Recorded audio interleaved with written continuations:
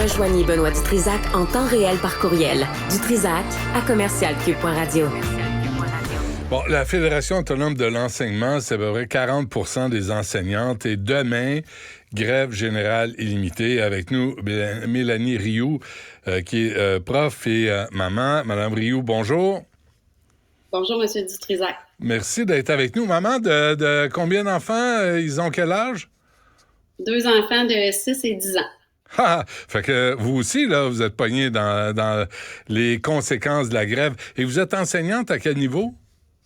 En 4e année. En 4e, au primaire. Donc, vous êtes en plein dedans, là. Vous êtes en plein dedans jusqu'aux dents, comme chantait Charles Lebois. Cette grève-là, là, il n'y a pas de fond. D'abord, il n'y a pas de fond de grève. On va se parler, Mme Rioux, de la vraie vie, là. Il y a des comptes à payer, là. Vous partez en grève illimitée. Ça veut dire qu'il n'y a pas de salaire qui rentre? Non, effectivement. Il y a certains syndicats qui ont des petits fonds de grève, là, mais c'est vraiment très, très peu important face à la perte de salaire à laquelle on s'expose actuellement.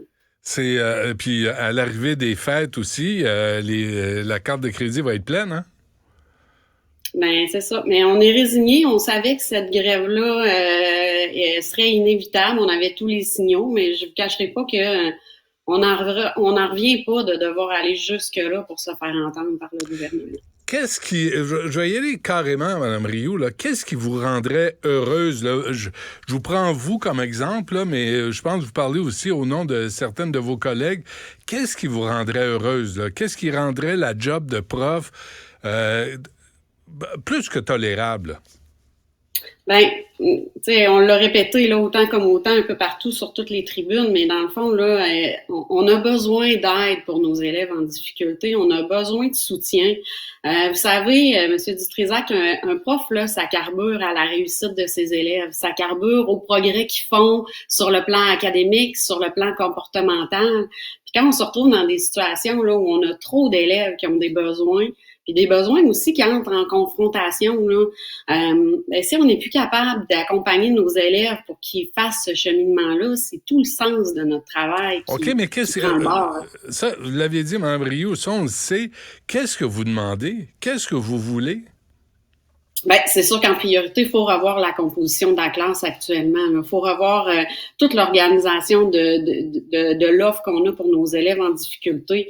Vous savez, le protecteur du citoyen, là, en 2022, a dit que les services étaient organisés en fonction des moyens disponibles puis des montants alloués, pas en fonction des besoins des élèves. Mais ces élèves-là, là, ils disparaissent pas dans nos classes parce qu'on n'a pas les enveloppes budgétaires pour les soutenir. Fait que dans la vraie vie, là, ce que ça veut dire, c'est qu'on a parfois dans nos groupes, là, 3, 4, 5 élèves qui monopolisent 75% de l'attention de l'enseignant. Mais à travers ça, on a aussi des élèves en difficulté qui parfois sont très discrets, très persévérants. Puis ça nous arrive à la fin de la journée de se dire, mais mon Dieu, j'ai même pas réussi à aller voir cet élève-là aujourd'hui. J'ai pas réussi à la soutenir ou à le soutenir. Puis ça, pour un prof, là, c'est crève-cœur. Et vous avez des élèves aussi qui pourraient atteindre l'excellence, mais qui se ramassent dans une classe où c'est au ralenti, où vous devez vous séparer en 12 pour répondre à toutes les demandes. Est-ce qu'il faut créer des classes spéciales? Est-ce qu'il faut arrêter l'intégration des élèves en difficulté et les aider autrement? Mais je pense que la solution va passer par plusieurs solutions ensemble parce que avec la pénurie actuellement, c'est pas simple de trouver des solutions. Fait que oui, des classes spéciales en nombre plus important, du soutien pour nos élèves issus de l'immigration. Là, actuellement, à l'heure actuelle, on intègre dans des classes régulières de 5e, 6e année du primaire des enfants qui parlent pas un mot français. C'est tout un défi là, de les accompagner puis de les occuper aussi là, pendant que les élèves sont en train de travailler sur une compréhension de texte. Où c'est des élèves qui ont besoin là, de services très, très, très pointus. Puis ça devient difficile pour l'enseignant là, d'arriver, là, vous l'avez nommé, à soutenir les élèves performants qui pourraient en donner plus, les élèves en troubles de comportement qui ont besoin d'un encadrement serré, les élèves qui ont des difficultés d'apprentissage, qui ont besoin qu'on innove, qu'on modifie nos pratiques pédagogiques. Fait qu'on finit par s'y perdre là, à travers les différents besoins. Là. Pensez juste, là, moi je m'adresse aux parents, là, à l'énergie qu'il faut toujours déployés pour amener notre jeune à vider le lave-vaisselle, là. Ben, nous, les profs, là, on doit maintenir leur engagement dans des tâches qui sont difficiles à raison de 5 heures par jour. Fait que pour ça, là, on a besoin d'avoir un climat de classe qui nous permet de travailler avec nos élèves qui ont des gros besoins, là. Savez-vous quoi, Mme Rioux? Il y a une partie des gens qui disent « Vous êtes toujours en train de vous plaindre. Vous êtes toujours en train de chialer. Vous êtes jamais contente. On a augmenté les salaires des profs. Je pense qu'on a réduit le nombre d'échelons, ce que je trouve... Les échelons, là, pour vous autres, c'est aberrant. Il n'y a pas un métier d'homme, typiquement d'homme, tu sais, les policiers, les pompiers ne toléreraient pas d'avoir, 17 échelons avant d'avoir un salaire qui a de l'allure, là, tu sais, qui est à la hauteur de vos compétences. Mais les gens se disent, vous avez 2 mois de vacances, qu'est-ce que vous voulez de plus? Ben, tu sais, je peux pas vous dire que le salaire c'est pas important là, parce que actuellement on a quand même un problème de pénurie. Puis les jeunes, quand ils regardent pour aller faire des études, ben ils regardent quoi? Ils regardent les conditions de travail puis ils regardent le salaire. Mais si c'était juste ça, là, on n'en serait pas là, là. Vous dites, vous êtes jamais content. C'est drôle parce que moi, ça fait plus que 20 ans que j'enseigne, puis j'ai l'impression justement que ça fait plus que 20 ans que je me bats pour avoir des services pour mes élèves, pour que je sois capable de faire un travail qui est satisfaisant. Puis, vous savez, moi, actuellement, là, je suis très inquiète de l'atterrissage des négos à l'heure actuelle parce que quand on demande l'impossible aux gens, là, qu'est-ce qu'ils font? Ils s'en vont. Puis actuellement, là, il y a des profs d'expérience qui sont en réflexion par rapport à leur avenir, qui disent, ben, si je suis dans des conditions où mon travail est plus satisfaisant, je suis pas capable de soutenir mes élèves comme je voudrais, ben, ces gens-là, ils réfléchissent à aller faire autre chose carrément. Puis, tu sais, si je comprends pas la stratégie actuelle du gouvernement. Si l'objectif c'est de mater les profs, là, ben les conséquences elles vont être désastreuses parce qu'il y a beaucoup de profs qui attendent le résultat de ces négos-là pour prendre une décision. Puis moi, là, comme maman, là, je suis très inquiète. Là. Ma fille, elle entre dans le système scolaire. Puis je me dis, ben si on fait rien, là, qui va lui enseigner quand elle va être en 5e, 6e année, puis dans quel contexte? Savez-vous c'est quoi votre problème, Mme Rioux? Vous, les enseignantes et les infirmières?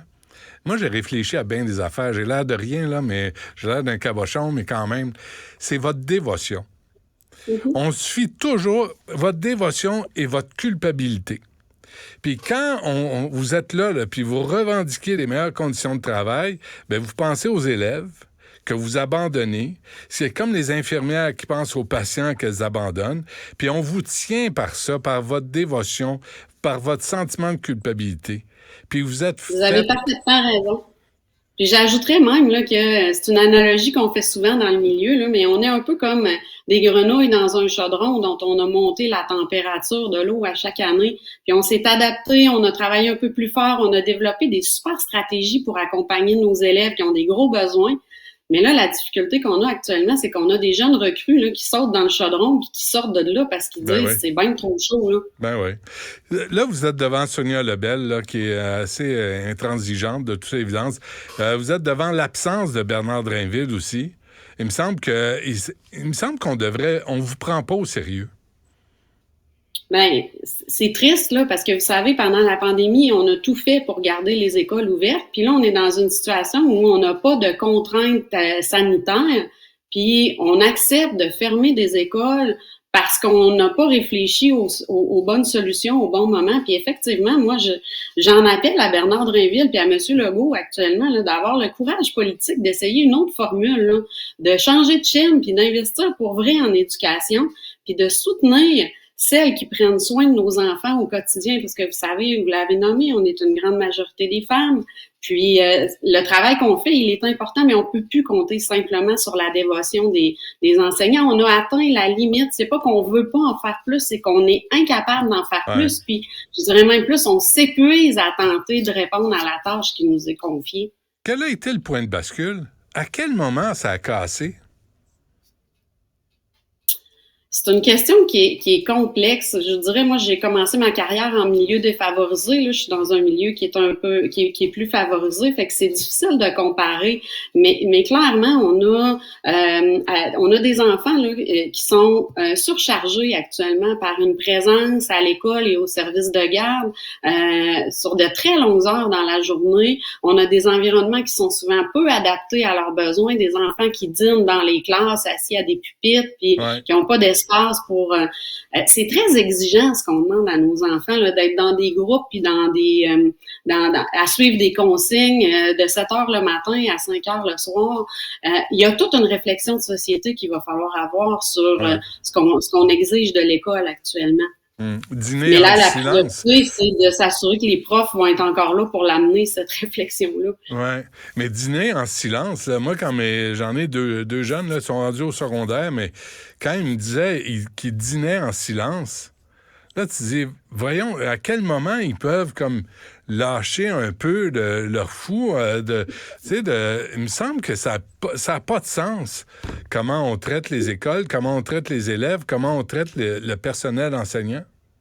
Mais tout ça, c'est lié aux ratios qui sont très élevés, même en service de garde, puis ça fait que la gestion du groupe est pas simple. On trouve des stratégies pour pallier à ça, mais c'est loin d'être optimal pour les enfants. Vous avez parfaitement raison. OK, vous avez Sonia Lebel devant vous, Mme Rioux, là. Vous lui dites quoi, là? Ben, qu'il y a urgence d'agir, là, que Non, soyez précise, là. Là, vous lui dites, Sonia, là, on arrête de niaiser. Voici sur quoi on va s'entendre. On va arrêter de niaiser, là. Parce que c'est l'avenir des enfants.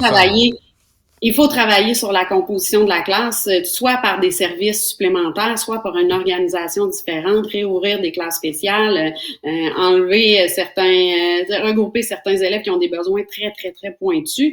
Puis il faut parler de la tâche aussi des enseignants parce que il n'y a pas que les cours qui sont intenses. Là, c'est très intense quand on est en présence des élèves, mais après ça, quand on est sur notre temps de préparation, on a 2 fois plus de travail à faire qu'on a de temps pour le faire. Puis ça, c'est quand on n'est pas appelé à aller remplacer nos collègues dans leur classe parce qu'ils sont absents puis qu'ils n'ont pas trouvé de suppléant.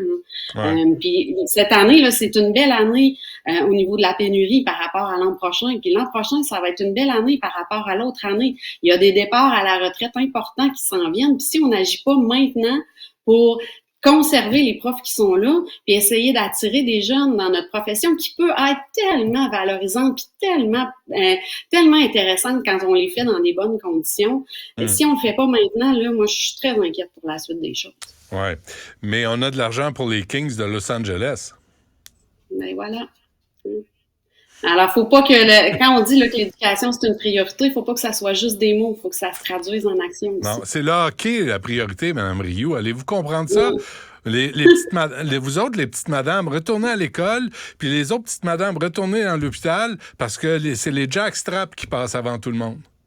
Mais moi, je vous le dis, là, les profs actuellement, ils jouent le tout pour le tout. Vous savez, là, c'est vraiment contre-intuitif d'abandonner nos élèves comme ça. Là, puis on le fait pas de gaieté de cœur. Ouais. Puis ce qui ressort, là, c'est qu'on n'a pas d'autre choix. Ça prend des changements rapides puis des changements majeurs dans le travail si on veut continuer. Oui, non, je vous crois. J'espère que vous allez être entendue. Mélanie Rioux, qui est prof et maman. Bonne chance, puis reparlons-nous, hein, si ça évolue. Oui, avec plaisir. Ça marche. Merci, bonne chance. Merci, bonjour.